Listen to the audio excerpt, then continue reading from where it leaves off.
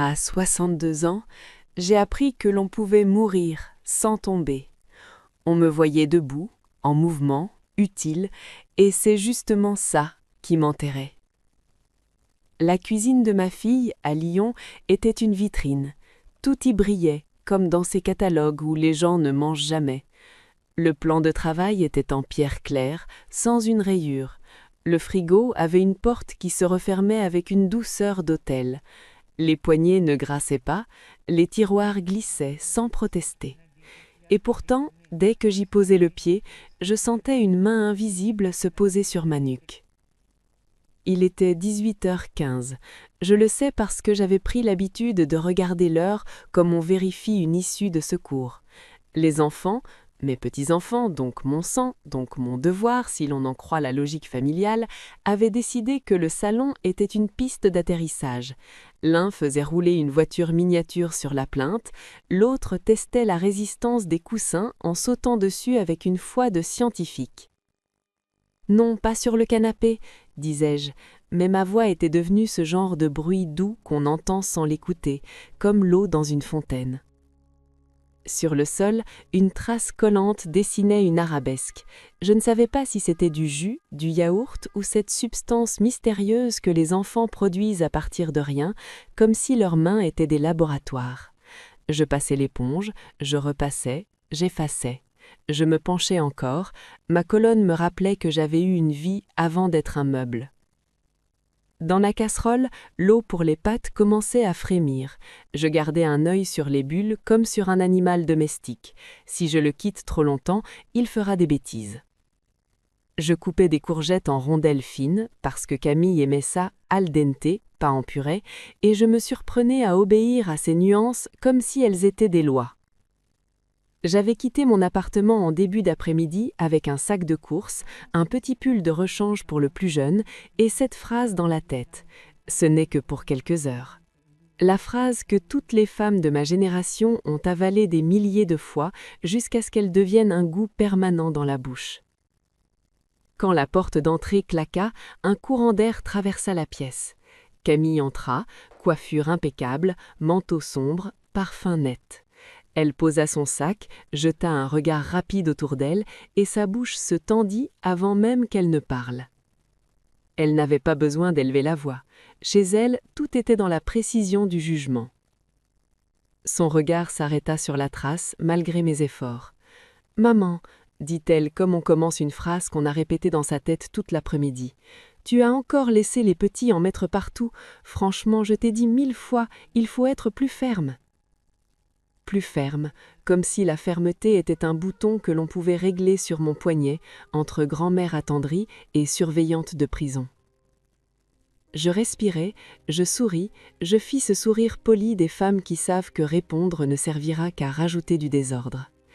J'ai nettoyé, regarde. Elle ne regarda pas le résultat, elle regarda l'idée que quelque chose avait échappé à son contrôle. Je retournai vers la casserole. Dans le reflet de la vitre du four, je vis mon face. Ce n'était pas une scène de cinéma, il n'y avait pas de lumière flatteuse, juste moi, légèrement penchée, les cheveux tirés sans élégance, la peau marquée par des nuits trop peu levées, trop tard couchées. On aurait dit une femme de service dans une cuisine qui ne lui appartient pas. Et c'était exactement ça. « Les mains avant de venir à table !» lançai-je aux enfants. Ils levèrent les yeux une seconde, puis repartirent. Je répétais encore. Les mots s'effritaient. Camille ouvrit le frigo, vérifia quelque chose, referma. Un geste de propriétaire. Elle fit glisser un doigt sur le plan de travail, comme si elle cherchait une poussière au microscope. Elle n'en trouva pas, mais je sentis qu'elle aurait préféré en trouver une pour avoir raison. Je pensais à mon mari, mort depuis 3 ans. Il avait laissé derrière lui une absence et une maison, et chose curieuse, c'est la maison qu'on commentait le plus, comme si mon chagrin n'était qu'un détail, mais les murs, eux, devenaient un enjeu. Je n'en parlais pas. Dans cette famille, on ne parlait pas des choses qui font mal, on les remplaçait par des listes, les courses, les rendez-vous, les devoirs des enfants, les machines à laver. Comme s'il m'avait entendu, mon téléphone vibra sur la table. Un nom, Julien. Mon fils. Je m'essuyai les mains, pris l'appareil, et avant même de dire bonjour, je savais déjà. Julien n'appelait pas pour demander comment j'allais. Julien appelait quand il manquait quelque chose, quand un bouton s'était décousu dans son monde et qu'il fallait que je le recouse à sa place. « Maman, tu peux me rendre un service ?» La phrase tomba, légère, habituelle, une plume qui, à force d'être posée sur ma poitrine, finit par peser comme une pierre. « Dis-moi. » J'ai une réunion importante demain matin. J'ai besoin de la chemise blanche, celle qui est bien repassée. Tu pourrais passer chez moi et lancer une machine, et si tu as le temps, tu peux aussi faire les draps. Avec le boulot, je suis débordée. Toi, tu es à la maison toute la journée, ça te fait sortir un peu. Toi, tu es à la maison toute la journée. Je restai une seconde silencieuse. Ce n'était pas méchant, c'était pire, c'était naturel pour lui. Comme le soleil qui se lève, comme une mère qui prend, comme une femme qui arrange. Je regardais Camille, qui m'observait d'un air distrait, déjà tournée vers ses propres urgences. Je regardais les enfants, qui criaient, vivants, exigeants, innocents. Je regardais la casserole, qui bouillait trop fort. Je baissais le feu, mécaniquement. Dans le reflet du micro-ondes, je me vis encore. J'ai eu l'impression étrange d'avoir disparu à force d'être là. « D'accord, Julien, dis-je avec cette douceur qui me servait de camouflage. Je verrai. » Je raccrochais, je restais un instant immobile, la main sur le téléphone comme on pose une pierre froide. Puis je repris le couteau, les courgettes, le sel, la routine. Mais quelque chose, à l'intérieur, venait de se fissurer sans bruit. Pas une scène spectaculaire, pas une scène, juste une fatigue claire, presque élégante, une lucidité. Dans la cuisine moderne de Lyon, au milieu des surfaces lisses, je compris que mon rôle n'était plus un rôle, c'était une cage dorée, et que la clé, peut-être, n'était pas chez eux. Elle était déjà dans ma poche. Le soir de mon anniversaire, la table était dressée avec une précision qui n'avait rien de tendre. Des assiettes blanches, des verres alignés, une bougie parfumée qui prétendait sentir la fleur d'oranger, mais respirait surtout la salle d'attente. Camille avait voulu quelque chose de simple, c'est-à-dire une simplicité coûteuse, calibrée, sans accident. Les enfants tournaient autour des chaises comme des satellites. On leur avait promis un gâteau, donc ils étaient heureux, donc ils faisaient du bruit, donc Camille fronçait déjà les sourcils. Julien arriva en retard, comme toujours, avec ce sourire d'homme pressé qui s'excuse sans vraiment se sentir en faute. Il embrassa l'air près de ma joue, posa sa main sur mon épaule, ce geste de fils qui croit encore que le contact remplace l'attention. « Joyeux anniversaire, maman !» J'avais 62 ans. Je n'attendais pas un miracle. Je n'attendais même pas une phrase brillante. Je voulais juste sentir une fois dans l'année que j'étais autre chose qu'une fonction. Une femme, peut-être. Une personne. Le gâteau était joli. Trop joli.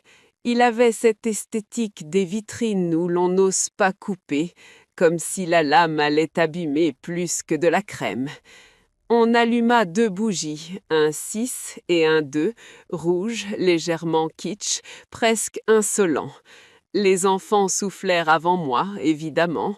Personne ne les gronda vraiment parce qu'on ne gronde pas les enfants quand on est pressé de passer à autre chose. Puis vint le moment des cadeaux. Camille posa devant moi un petit paquet plat, emballé dans un papier kraft avec une ficelle. Le minimalisme pour cacher l'intention. Julien, lui, avait ce regard satisfait des gens qui ont fait ce qu'il faut. Je reconnus ce regard. Je l'avais eu moi aussi quand j'achetais à mon mari une cravate parfaitement inutile en me disant que j'avais accompli mon devoir conjugal. « Ouvre, maman, tu vas voir, c'est pratique. » Pratique. Le mot tomba comme une cuillère dans une tasse vide. J'écartai doucement le papier. À l'intérieur, un écrin noir, une marque discrète, un objet qui ressemblait à une montre mais n'en était pas une. Un bracelet, un dispositif, une petite chose lisse. Julien prit la parole trop vite, comme s'il redoutait mon silence. C'est une téléalarme, avec GPS et un bouton d'urgence.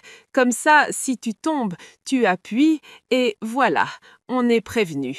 On veut juste être rassuré. Rassuré. Eux. Camille ajouta en regardant son verre.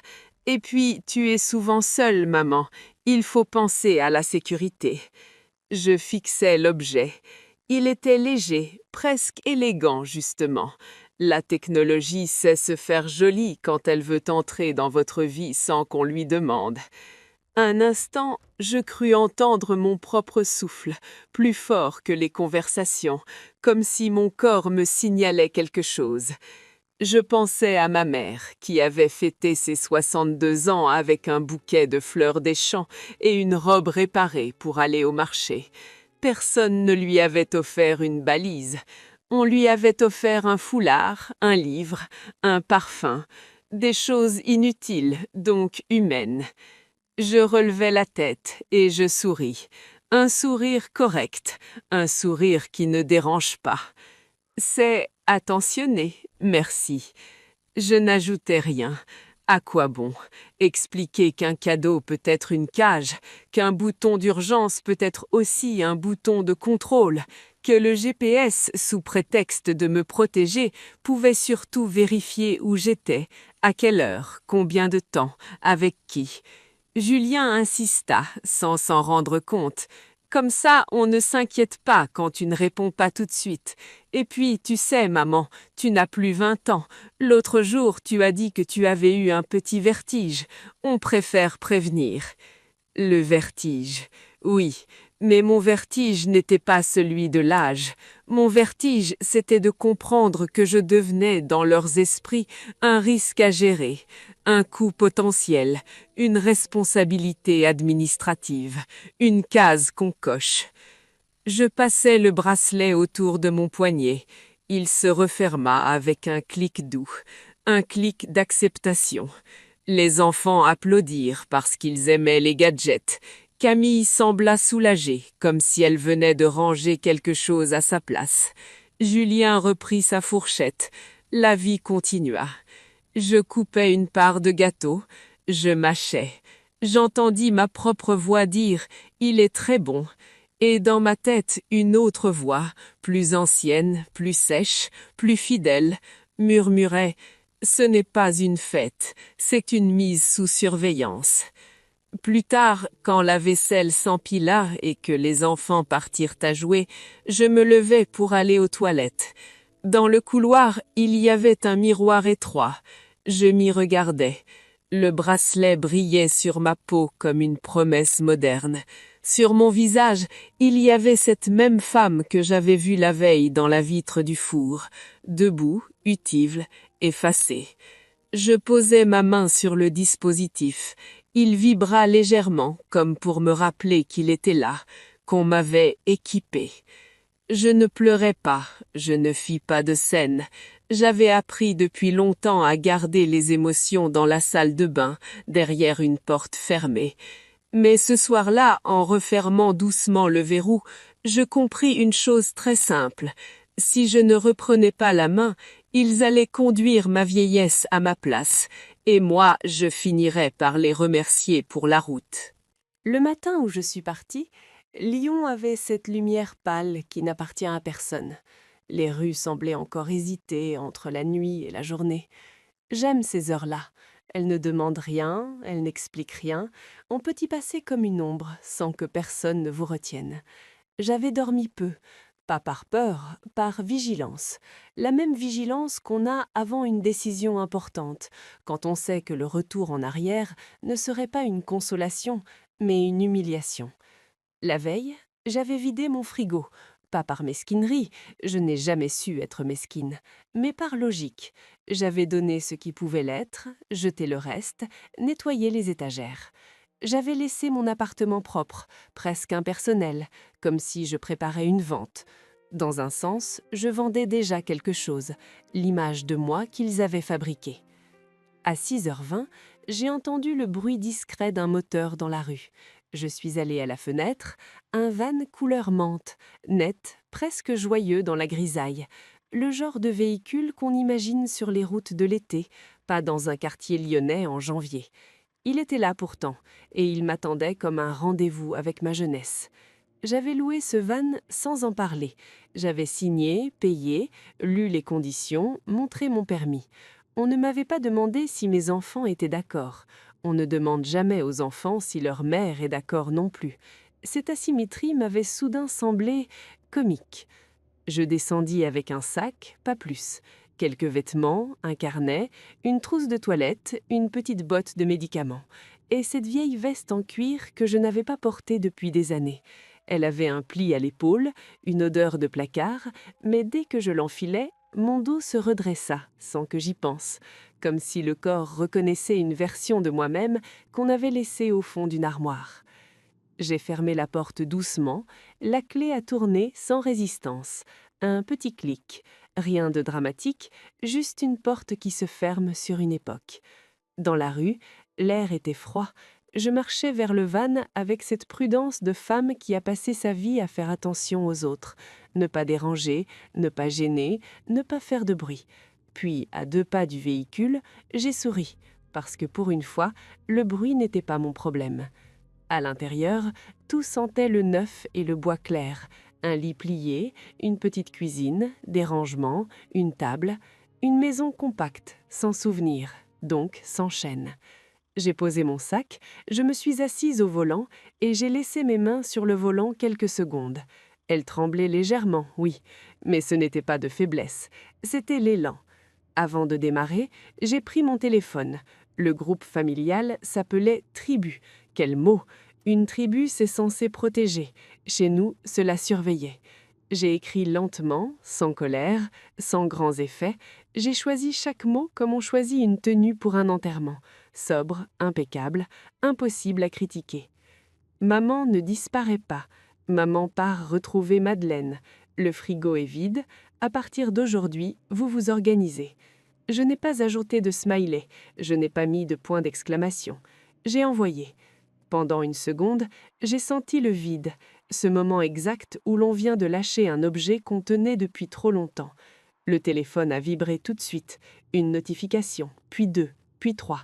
J'ai retourné l'écran face contre la table comme on retourne une photo. Je n'étais pas en fuite, je n'étais pas en crise, je n'étais pas perdue. J'étais juste une femme majeure, saine d'esprit, propriétaire de sa vie, qui décidait de conduire. J'ai démarré. Le van a glissé dans la rue comme un bateau dans un canal. Au premier feu rouge, j'ai vu mon reflet dans le rétroviseur, les cheveux attachés vite, les yeux cernés, la veste en cuir. Et ce regard-là, je le reconnaissais. Il ne demandait pas de permission. Je me suis engagée sur l'autoroute. À la sortie de Lyon, les panneaux indiquaient des directions familières. J'ai choisi celle qui menait loin, sans raconter à personne où j'allais. Dans la boîte à gants, le bracelet GPS était là, oublié volontairement. Je ne l'avais pas oublié, je l'avais pris, non pas comme une laisse, mais comme une preuve. La route s'ouvrait devant moi, longue, blanche, indifférente. Et pour la première fois depuis des années, cette indifférence m'a paru douce. Le matin où je suis partie, Lyon avait cette lumière pâle qui n'appartient à personne. Les rues semblaient encore hésiter entre la nuit et la journée. J'aime ces heures-là, elles ne demandent rien, elles n'expliquent rien. On peut y passer comme une ombre, sans que personne ne vous retienne. J'avais dormi peu, pas par peur, par vigilance. La même vigilance qu'on a avant une décision importante, quand on sait que le retour en arrière ne serait pas une consolation, mais une humiliation. La veille, j'avais vidé mon frigo, pas par mesquinerie, je n'ai jamais su être mesquine, mais par logique. J'avais donné ce qui pouvait l'être, jeté le reste, nettoyé les étagères. J'avais laissé mon appartement propre, presque impersonnel, comme si je préparais une vente. Dans un sens, je vendais déjà quelque chose, l'image de moi qu'ils avaient fabriquée. À 6h20, J'ai entendu le bruit discret d'un moteur dans la rue. Je suis allée à la fenêtre. Un van couleur menthe, net, presque joyeux dans la grisaille. Le genre de véhicule qu'on imagine sur les routes de l'été, pas dans un quartier lyonnais en janvier. Il était là, pourtant, et il m'attendait comme un rendez-vous avec ma jeunesse. J'avais loué ce van sans en parler. J'avais signé, payé, lu les conditions, montré mon permis. On ne m'avait pas demandé si mes enfants étaient d'accord. On ne demande jamais aux enfants si leur mère est d'accord non plus. Cette asymétrie m'avait soudain semblé comique. Je descendis avec un sac, pas plus. Quelques vêtements, un carnet, une petite trousse de toilette, une petite boîte de médicaments, et cette vieille veste en cuir que je n'avais pas portée depuis des années. Elle avait un pli à l'épaule, une odeur de placard, mais dès que je l'enfilai, mon dos se redressa sans que j'y pense, comme si le corps reconnaissait une version de moi-même qu'on avait laissée au fond d'une armoire. J'ai fermé la porte doucement. La clé a tourné sans résistance. Un petit clic. Rien de dramatique, juste une porte qui se ferme sur une époque. Dans la rue, l'air était froid. Je marchais vers le van avec cette prudence de femme qui a passé sa vie à faire attention aux autres, ne pas déranger, ne pas gêner, ne pas faire de bruit. Puis, à 2 pas du véhicule, j'ai souri, parce que pour une fois, le bruit n'était pas mon problème. À l'intérieur, tout sentait le neuf et le bois clair. Un lit plié, une petite cuisine, des rangements, une table, une maison compacte, sans souvenir, donc sans chaîne. J'ai posé mon sac, je me suis assise au volant et j'ai laissé mes mains sur le volant quelques secondes. Elles tremblaient légèrement, oui, mais ce n'était pas de faiblesse, c'était l'élan. Avant de démarrer, j'ai pris mon téléphone. Le groupe familial s'appelait « tribu ». Quel mot! Une tribu, c'est censé protéger. Chez nous, cela surveillait. J'ai écrit lentement, sans colère, sans grands effets. J'ai choisi chaque mot comme on choisit une tenue pour un enterrement. Sobre, impeccable, impossible à critiquer. Maman ne disparaît pas. Maman part retrouver Madeleine. Le frigo est vide. À partir d'aujourd'hui, vous vous organisez. Je n'ai pas ajouté de smiley, je n'ai pas mis de point d'exclamation. J'ai envoyé. Pendant 1 seconde, j'ai senti le vide, ce moment exact où l'on vient de lâcher un objet qu'on tenait depuis trop longtemps. Le téléphone a vibré tout de suite, une notification, puis 2, puis 3. J'ai retourné l'écran face contre la table, comme on retourne une photo. Je n'étais pas en fuite, je n'étais pas en crise, je n'étais pas perdue. J'étais juste une femme majeure, saine d'esprit, propriétaire de sa vie, qui décidait de conduire. J'ai démarré. Le van a glissé dans la rue comme un bateau dans un canal. Au premier feu rouge, j'ai vu mon reflet dans le rétroviseur, les cheveux attachés vite, les yeux cernés, la veste en cuir, et ce regard-là, je le reconnaissais. Il ne demandait pas la permission. Je me suis engagée à l'autoroute. À la sortie de Lyon, les panneaux indiquaient des directions familières.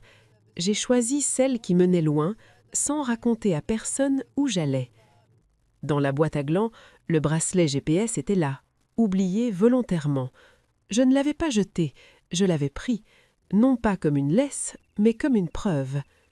La route s'ouvrait devant moi, longue, blanche, indifférente, et pour la première fois depuis des années, cette indifférence m'a paru douce. Les premiers kilomètres ont toujours un goût étrange. On croit qu'on est déjà parti, mais le corps, lui, continue de vérifier. Est-ce que c'est vrai? Est-ce qu'on a le droit? Est-ce qu'on va être puni? L'autoroute filait, et le van avalait la distance avec une assurance tranquille. À l'intérieur, tout vibrait légèrement. Un placard, une bouteille d'eau, une cuillère oubliée. Ce petit bruit de vie me rassurait. Dans ma vieille routine, tout était silencieux parce que tout était figé. Ici, même le moindre tremblement disait « tu bouges ». Je quittais la grande voie pour des routes plus étroites en direction du Vercors. Les reliefs se dressaient, sombres, presque bleutés. Les arbres avaient cette dignité des choses qui ne demandent pas qu'on les applaudisse. J'avais l'impression d'entrer dans un territoire qui ne me connaissait pas, donc ne me jugeait pas. À midi, je me suis arrêtée sur un parking discret, avec une vue qui donnait sur une vallée. J'ai ouvert la porte latérale, respiré l'air froid, et j'ai mangé un sandwich debout, comme une adolescente qui sèche les cours. C'était ridicule peut-être, mais cette ridicule liberté m'a fait du bien. Puis, il y a eu les détails, ceux qu'on ne raconte jamais dans les grandes déclarations, les détails qui, en vérité, font la différence entre un rêve et une vie. Le premier soir, j'ai compris ce que signifiait être autonome. Il fallait trouver un endroit autorisé, stable, pas trop isolé, mais assez pour dormir sans entendre des talons dans un couloir. J'avais téléchargé Park Fortnite en cachette et je suivais les recommandations comme une élève appliquée. Une aire tranquille, vue magnifique, attention au vent. J'ai choisi. Quand la nuit est tombée, le froid s'est glissé sous les joints du van avec une patience d'ennemi.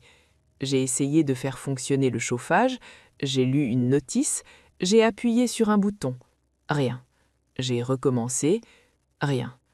J'ai soupiré, et ce soupir-là n'était pas de fatigue, c'était de cette panique sourde qu'on ressent quand on est seul face à une machine et qu'on n'a pas envie d'appeler quelqu'un pour s'entendre dire « Tu vois, tu n'y arrives pas ». Je me suis habillée avec tout ce que j'avais, pull, gilet, veste en cuir, même une écharpe tricotée par ma mère. Je me suis glissée sous la couverture, j'ai écouté la forêt. Les branches craquaient, le vent frottait la carrosserie. Mon cœur battait plus vite que d'habitude. Je me suis dit « Madeleine, c'est maintenant que tu vas regretter ». Le lendemain, au lever du jour, j'ai tenté de vider les eaux usées. Je n'avais jamais pensé dans ma vie à la poésie du mot « eau usée ».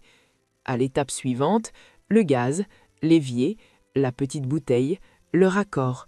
Tout était simple sur les vidéos, tout semblait évident dans les mains des autres. Et puis, sur une route secondaire, le van a donné un petit coup sec, une vibration inhabituelle, comme une phrase qui déraille. J'ai ralenti, je me suis arrêté sur le bas-côté, et j'ai vu le pneu, à plat, sans romantisme, sans excuse. La liberté parfois se présente sous la forme d'un caoutchouc qui se dégonfle. Je suis resté immobile quelques secondes. Le réflexe ancien est monté, appelé Julien. Il aurait répondu vite, il aurait soupiré, il aurait dit « Maman, pourquoi tu t'entêtes ?» et j'aurais senti à travers son efficacité la satisfaction de récupérer le volant. J'ai rangé ce réflexe comme on range un couteau. J'ai sorti mon téléphone, pas pour appeler, pour apprendre. Une vidéo, une autre. Changer une roue sur van. J'ai suivi, j'ai cherché le cric, j'ai posé la main sur la clé. Mes doigts ont glissé, j'ai juré, tout bas, ça m'a fait rire. Un rire bref, presque indécent. Je n'avais juré depuis des années. Et c'est là qu'un groupe de jeunes s'est arrêté, un vieux fourgon rempli de sacs de randonnée, de musique et de désordre. Ils m'ont demandé si j'avais besoin d'aide. Leur gentillesse n'avait rien de paternaliste. C'était simple, direct. En 20 minutes, le pneu était changé. Un d'eux a lancé en souriant « Eh ben, respect, madame, vous êtes une grand-mère cool. » Grand-mère cool. J'ai hoché la tête comme si ce n'était rien, mais à l'intérieur, quelque chose s'est redressé encore. Ce n'était pas un compliment sur mon âge, c'était une reconnaissance de ma capacité. Quand ils sont repartis, j'ai repris la route. Le soleil commençait à frapper les sommets, et pour la première fois depuis longtemps, je n'ai pas pensé à ce que mes enfants diraient. Je n'avais pas seulement quitté Lyon, j'étais en train d'apprendre, lentement, comment on se tient debout sans demander la permission. Pendant que je comptais les kilomètres et les soufflettes de vent contre la carrosserie, eux comptaient les minutes. Et c'est curieux, on croit toujours que l'absence d'une mère se mesure en chagrin. Chez mes enfants, elle s'est d'abord mesurée en logistique. Le deuxième jour, Camille a envoyé un message sur le groupe. Tôt, beaucoup trop tôt pour quelqu'un qui se dit débordé. « Maman, tu peux juste me dire quand tu reviens, j'ai une réunion et personne pour déposer les enfants. » Le ton n'était pas inquiet, il était irrité. comme on parle à une livraison en retard. J'ai lu, sans répondre tout de suite. Mon téléphone posé sur la petite table du van vibrait comme un insecte. Je l'ai laissé vibrer. Je commençais à comprendre que, dans ma vie d'avant, je répondais à tout comme si c'était une alarme, et que c'est moi qui m'étais transformée en télé-alarme humaine. Julien, lui, a appelé le soir. Je l'ai entendu avant même de décrocher, son souffle rapide, son impatience d'homme qui veut régler un problème, pas écouter une mère. « Tu es où là ? On n'arrive pas à... Enfin, on n'arrive plus à s'organiser. » Le « on » était beau, il faisait croire à une équipe. En réalité, ils étaient deux adultes qui découvraient qu'un foyer ne s'auto-nettoie pas, que des enfants ne se téléportent pas à l'école, que les repas ne sortent pas d'une application. « Je suis sur la route », ai-je répondu, simplement. Il a tenté l'humour, maladroit. « Tu fais ta crise d'ado à 62 ans, c'est ça ?» J'ai souri, seul dans mon van. Il croyait me piquer, il ne faisait que me révéler. Pour lui, une femme qui se choisit est forcément en crise. Non, Julien, je respire. Silence. Un vrai silence, lourd. Puis il a repris, plus sec. « Camille est à bout. Moi aussi. On a dû payer une baby-sitter hier soir et... c'est cher. » Je l'attendais, ce mot-là. L'argent. Quand l'amour ne suffit pas, on appelle l'argent à la barre. Quelques jours plus tard, j'ai appris par une amie rare, de celles qui ne sont pas des prolongements familiaux, mais des personnes, que Camille avait demandé des devis. Aide ménagère, garde périscolaire, mercredi, vacances, au cas où. On dit au cas où comme on dit au cas où il pleuvrait, sauf que cette fois l'orage était moi. Le chiffre est arrivé comme une gifle élégante, autour de 2500 € par mois, selon les heures, selon les besoins, selon le niveau d'exigence de Camille. J'ai imaginé sa tête, elle qui négociait tout, elle qui contrôlait tout devant une facture qui, pour une fois, ne pouvait pas être repoussée sur ma bonne volonté. Mais le plus intéressant n'était pas le montant, c'était ce qu'il révélait. On payait donc si cher pour ce que j'offrais gratuitement. Pas par amour, l'amour, lui, ne se facture pas, mais par habitude, par confort, par cette vieille idée que la mère a le temps, qu'elle est là, que son existence est un grand couloir où les autres peuvent passer sans frapper. Je les imaginais, ce matin-là, dans leur appartement, Julien cherchant une chemise propre, ouvrant le placard comme on ouvre une énigme, le fer à repasser, un objet mystérieux posé sur une étagère, Camille essayant d'attacher les lacets d'un enfant en regardant l'heure, l'œil déjà noir, les deux enfants en retard, affamés, pleurant pour des raisons qu'on ne comprend jamais quand on est pressé. Et tout à coup, ce mot que Camille m'avait jeté à la figure, quiquidule, qui dit non, discipline. Je la voyais, elle, la discipline, cette femme qui croyait m'apprendre l'autorité, découvrir que l'autorité n'est pas une humeur, c'est une présence, une constance, un corps qui se met entre l'enfant et le chaos, un corps que j'avais prêté pendant des années. Camille a fini par m'envoyer un vocal. Sa voix tremblait d'agacement et de fatigue. « C'est pas possible, maman, tu ne peux pas nous faire ça. Les enfants, ils demandent après toi. » Voilà. La vérité glissait enfin entre deux reproches. Ce n'était pas seulement mon travail qui manquait, c'était mon existence. Je n'ai pas répondu tout de suite. Je regardais à travers le pare-brise les montagnes s'éloigner, et je me suis dit que c'était peut-être la première leçon que je leur offrais qui ne se plierait, ne se repasserait, ne se rangerait dans aucune armoire. Une leçon simple. Aider ne veut pas dire se laisser remplacer, et être mère ne signifie pas être disponible jusqu'à l'effacement. Je n'avais pas besoin de les punir. Il suffisait de ne plus être là pour qu'ils voient enfin ce que « là » voulait dire. L'Algarve m'a accueilli sans cérémonie. Pas de grandes phrases, pas de promesses, juste cette lumière blanche qui écrase les contours et oblige à regarder les choses telles qu'elles sont.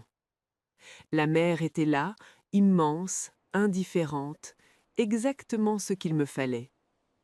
J'ai garé le van un peu en retrait, face à l'océan. Le sable était pâle, presque froid sous mes chaussures. J'ai ouvert la porte latérale et je suis resté un moment immobile, comme on le fait devant une photographie trop belle. On hésite à entrer dans le cadre. Le vent sentait le sel et quelque chose de végétal, une odeur qui n'appartient pas aux cuisines ni aux chambres d'enfants. C'est là que j'ai rencontré Henri. Il était déjà là, assis sur un pliant, un verre de vin à la main, regard tourné vers l'horizon. Un homme de mon âge, peut-être un peu plus, le genre d'homme qu'on ne remarque pas tout de suite et qui pourtant occupe l'espace avec une tranquillité assumée. Son van était ancien, cabossé, décoré d'autocollants fanés. Rien de chic, rien de stratégique. Il m'a salué d'un signe de tête. Pas de curiosité déplacée, pas de questions inutiles. J'ai apprécié. Plus tard, quand le soleil a commencé à descendre, il a proposé un verre. J'ai accepté. Nous avons parlé peu, de la route, du temps, des endroits où l'on dort bien sans être dérangé. Il ne m'a pas demandé pourquoi j'étais là, je ne lui ai pas demandé ce qu'il fuyait. À notre âge, on sait que les meilleures conversations commencent quand on cesse d'expliquer. Il m'a dit qu'il était parti après un divorce tardif, silencieux, sans drame. Un jour, je me suis rendu compte que je m'étais absenté de ma propre vie, a-t-il dit, simplement. J'ai hoché la tête. Il n'y avait rien à ajouter. Quand la lumière est devenue orangée, presque irréelle, il m'a regardé et a posé la question, celle que tout le monde finit par poser, avec plus ou moins de délicatesse. « Vous ne regrettez pas votre maison ?» Je n'ai pas répondu tout de suite. J'ai pensé à mes murs, à mes meubles, à mes photos rangées dans des cadres qu'on dépoussière sans les regarder. J'ai pensé à mon lit, trop grand depuis la mort de mon mari. J'ai pensé à ce que l'on appelle chez soi et qui parfois ne vous appartient plus vraiment. La maison est un souvenir, ai-je fini par dire. Le van, c'est l'avenir, et je n'ai jamais été aussi jeune que maintenant, à 62 ans. Il a souri, pas un sourire de séduction, un sourire de reconnaissance, comme si je venais de nommer quelque chose qu'il connaissait déjà. Nous avons bu en silence, le genre de silence qui ne cherche pas à être comblé. Les vagues faisaient leur travail, méthodiquement. Je sentais mes épaules se détendre, mon souffle s'allonger. Personne n'attendait rien de moi, personne ne chronométrait mon utilité. Ce soir-là, allongé dans le van, j'ai laissé la porte entr'ouverte. Le bruit de la mer entrait comme une respiration étrangère. J'ai pensé à mes enfants, bien sûr. On ne cesse pas d'être mère parce qu'on change de paysage. Mais pour la première fois, cette pensée n'était pas lourde. Elle était à sa place. Je n'étais plus la femme qui manque. J'étais la femme qui existe ailleurs. Et en m'endormant, bercée par l'océan, j'ai compris que cette route n'était pas une fuite. C'était un apprentissage tardif mais précis, celui de vivre sans s'excuser. Le téléphone a sonné au moment le plus simple de la journée, ce moment où l'on croit, naïvement, que la paix est acquise. J'étais à quelques kilomètres de la frontière espagnole, une aire tranquille, un ciel bas, le van garé face à une plaine où des herbes sèches se couchaient sous le vent. J'avais fait chauffer de l'eau dans la petite bouilloire.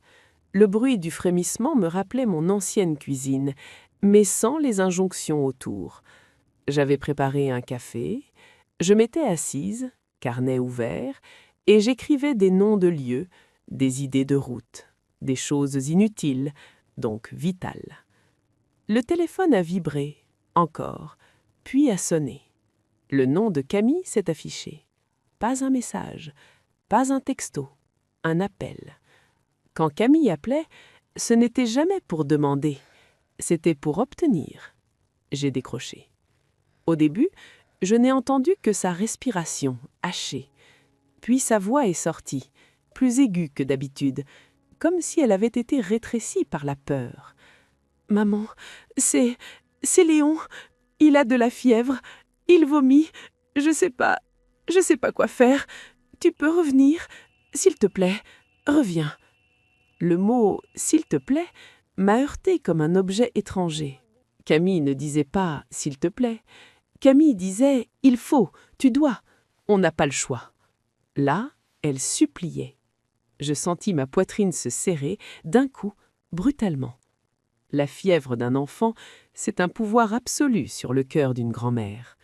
Je l'ai senti dans mes mains, dans ma nuque, dans ce réflexe qui crie « rentre ». Je me suis levée, j'ai fait quelques pas dans le van, comme si marcher pouvait m'aider à respirer. « Il a combien ?» ai-je demandé, calmement. Ma voix m'a surprise par sa douceur maîtrisée, pas froide, tenue. 39, presque 40. Il pleure, il veut toi. Julien est au boulot, il répond pas, et moi je panique.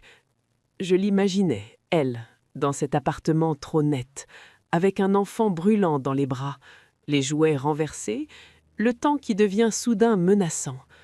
Je l'imaginais se souvenir de mes gestes, le front qu'on touche, l'eau tiède, la main sur le ventre, la couverture, la patience.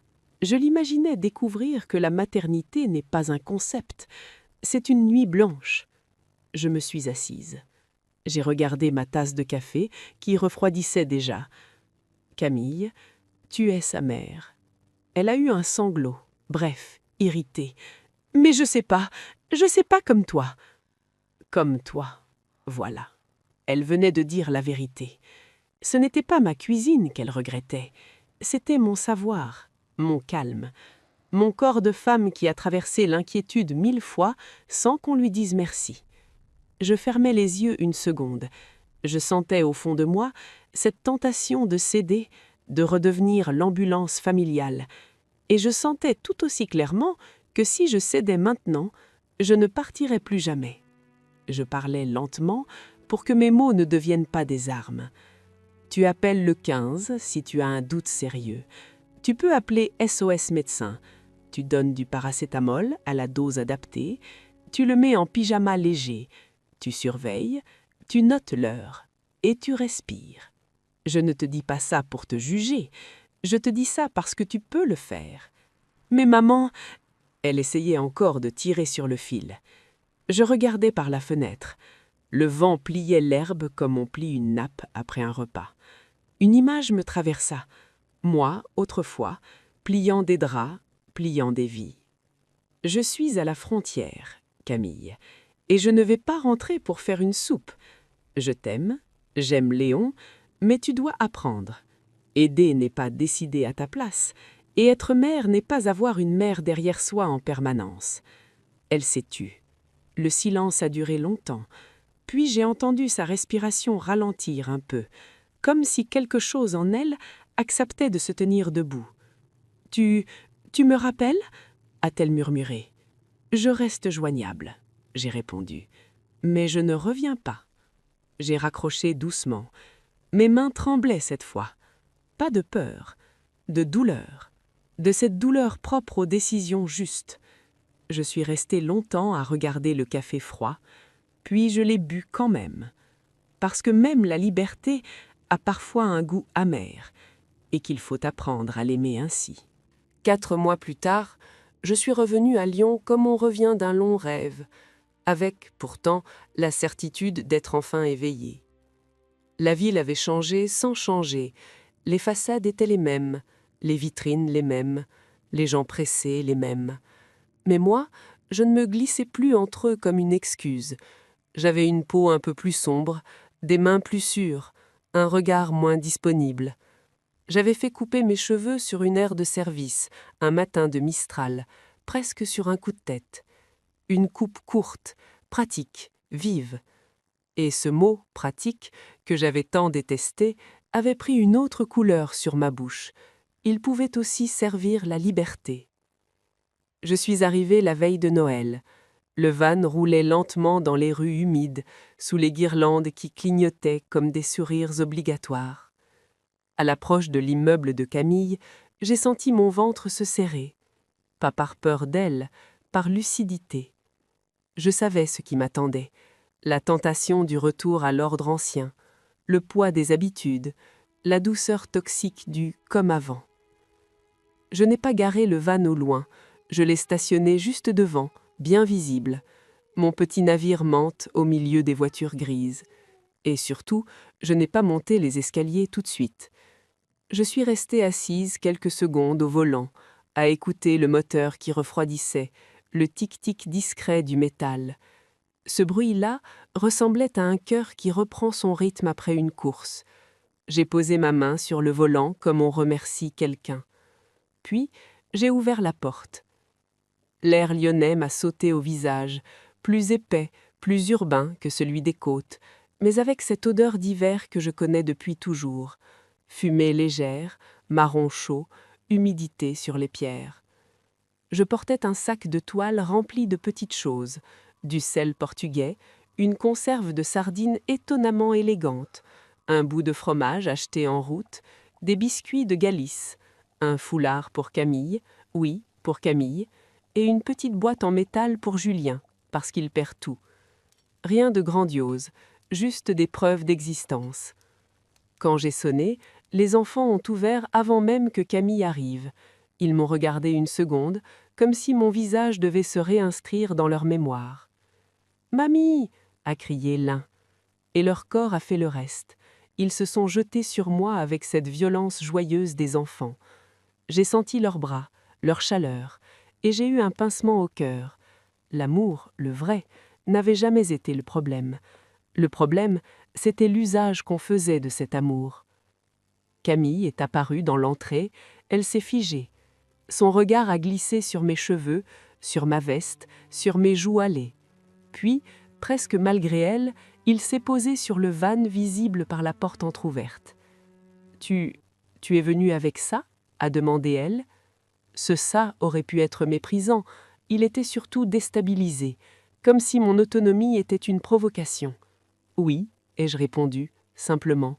« Je dors dedans. » Julien est arrivé ensuite, les bras chargés de paquets, une chemise qui n'était pas parfaitement repassée, détail minuscule, mais qui racontait tant. Il m'a regardé comme on regarde quelqu'un qu'on croyait connaître et qui revient avec un accent nouveau. Il a voulu plaisanter, puis il n'a pas trouvé. Il a juste dit « Tu as l'air bien ». J'ai hoché la tête. Je n'allais pas leur raconter les nuits froides, les pneus, les aires de stationnement, les peurs secrètes. Je n'allais pas non plus leur faire la leçon dès l'entrée. Je savais que la vraie force à mon âge, c'est de ne plus avoir besoin de convaincre. Nous avons mangé ensemble. Oui, j'ai aidé, mais je n'ai pas pris la cuisine. J'ai coupé du pain. J'ai apporté une salade. J'ai laissé Camille gérer le reste. Elle était tendue, maladroite parfois, mais elle faisait. Et ce simple fait, la voir faire, m'a donné une paix étrange. Plus tard, quand les enfants ont voulu que je reste, comme avant, j'ai souri. Je suis là, ai-je dit, mais je ne suis plus disponible à tout. Ils ont tous levé les yeux vers moi, surpris de la netteté de ma phrase. À ce moment précis, j'ai compris que ma revenance n'avait rien d'un retour. C'était une visite, une présence choisie. Et dans la cour, sous les lumières de Noël, mon van attendait, fidèle, comme une promesse que je n'avais plus l'intention de trahir. Le lendemain, il n'y a pas eu de scène, pas de règlement de compte. La maturité parfois consiste à refuser le spectacle. J'ai pris mon temps. Café dans une tasse ébréchée chez Camille, l'une de ces tasses qu'elle garde pour le quotidien et qui, paradoxalement, m'a semblé plus sincère que toutes ces porcelaines. Les enfants jouaient. Julien répondait à des mails en cachette. Camille faisait semblant de ne pas surveiller tout le monde. La vie reprenait son ancien rythme. Et c'est précisément là que j'ai senti le danger. L'ancien rythme a une manière insidieuse de vous reprendre comme une marée.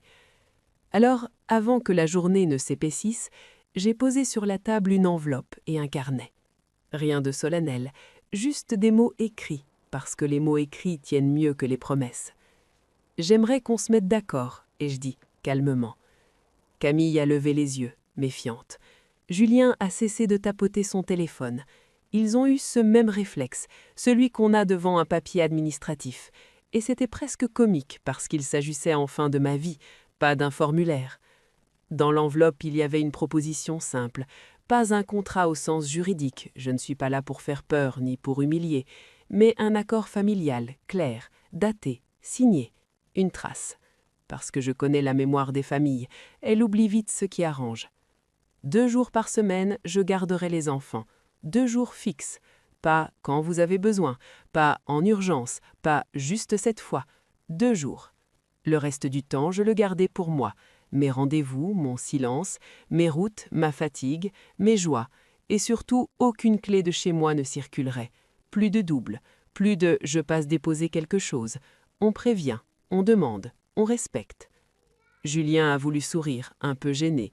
C'est carré, maman. C'est respirable, ai-je corrigé. Camille a parcouru la feuille. Je voyais ses lèvres bouger légèrement, comme si elle cherchait le point faible, la faille où elle pourrait glisser une exception. Elle a relevé la tête. Et si il y a un imprévu? Je n'ai pas haussé le ton, je n'ai pas dramatisé. Je lui ai simplement répondu ce que j'aurais dû dire depuis 10 ans.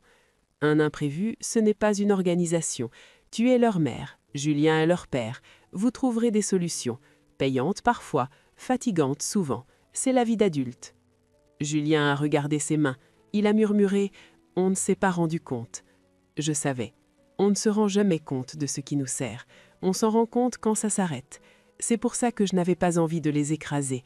Je voulais simplement qu'ils comprennent et que cette compréhension se transforme en habitude nouvelle. Camille a signé, lentement, sans commentaire. Un geste sec, mais un geste tout de même. Julien a signé à son tour, plus vite, comme quelqu'un qui a honte d'avoir tardé. Puis, presque timidement, Camille a regardé mon poignet. Et le bracelet? Je suis restée un instant silencieuse. Je n'avais pas oublié la téléalarme.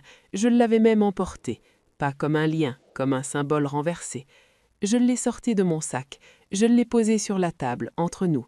Je le garde, et je dis. Mais c'est moi qui décide quand je le porte, et je ne veux plus de questions qui ressemblent à des contrôles. Elle a baissé les yeux. Julien a hoché la tête. En bas, dans la rue, mon van attendait. Après le déjeuner, j'ai embrassé les enfants, longuement. Je les ai regardés dans les yeux pour qu'ils comprennent que l'amour ne disparaissait pas avec mes limites. Au contraire, il devenait plus vrai, parce qu'il n'était plus forcé.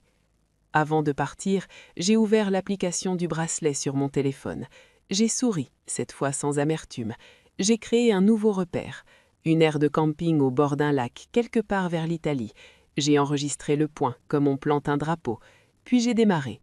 Dans le rétroviseur, je les ai vus sur le trottoir. Ils ne me regardaient plus comme une évidence. Ils me regardaient comme une femme qui a repris sa place. Pas au centre, pas au service, à sa hauteur. Et sur la route, sous le ciel d'hiver, j'ai pensé avec une clarté presque tendre, vieillir n'est pas finir. Vieillir, c'est enfin choisir. Il y a des histoires qui ne parlent pas de fuite, mais de rééquilibrage. Celle-ci en fait partie. Ce que j'ai appris tardivement mais définitivement, c'est que l'amour n'excuse pas l'effacement. Être mère, être grand-mère, ce n'est pas disparaître dans le confort des autres. Aider ne signifie pas se rendre invisible.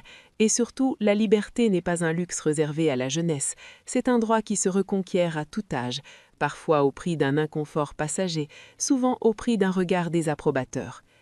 J'ai aussi appris que les familles ne sont pas cruelles par nature, elles sont souvent aveugles par habitude.